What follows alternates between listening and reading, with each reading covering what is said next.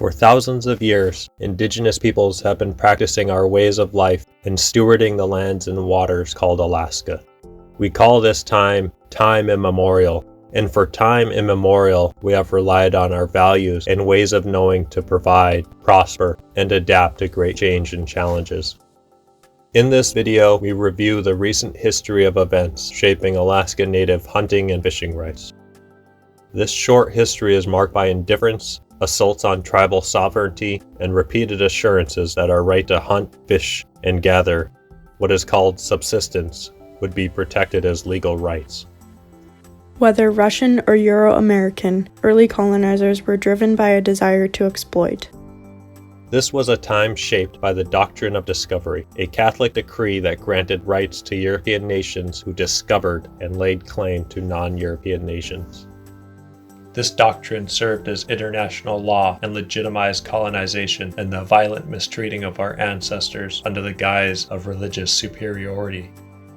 Many attempts were made to convert, civilize, educate, assimilate, and eradicate us, but we are still here. In 1884, Alaska's first civil government called for Alaska Native use and occupancy to be protected. However, this came with an increasing number of settlers to Alaska, laws promoting non-native land ownership, and widespread overexploitation of fishing game. These newcomers often saw Alaska as empty lands waiting to be exploited. During this time, Alaska's first Indian reservation was established. More than 150 reservations were formed in Alaska, many to protect subsistence resources and provide a buffer from encroaching non-native populations. The Statehood Act acknowledged our rights and carefully disclaimed any effect on Aboriginal title, but it also allowed the new state to select 120 million acres of Indigenous lands. Statehood created a conflict between Indigenous property rights and state land selections that was not addressed until the passage of Alaska Native Claims Settlement Act. Enacted in 1971, ANCSA unilaterally extinguished Aboriginal land claims and paved the way for the oil pipeline across the state.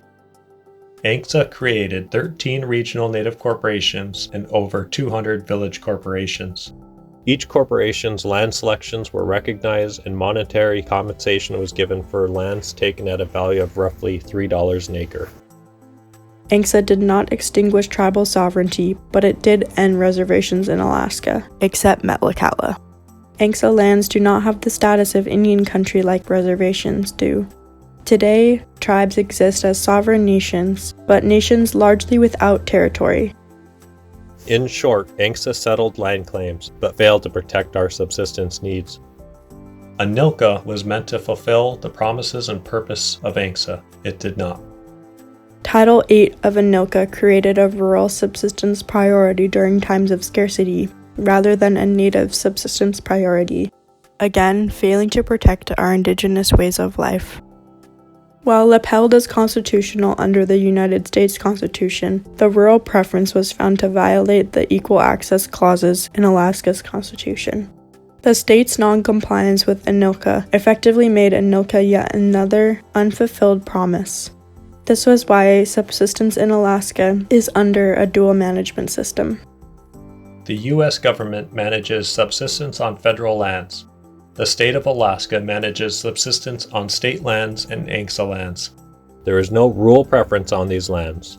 The system is confusing, conflicting, and ill-suited to account for climate change or other impacts, and our ability to adapt to them.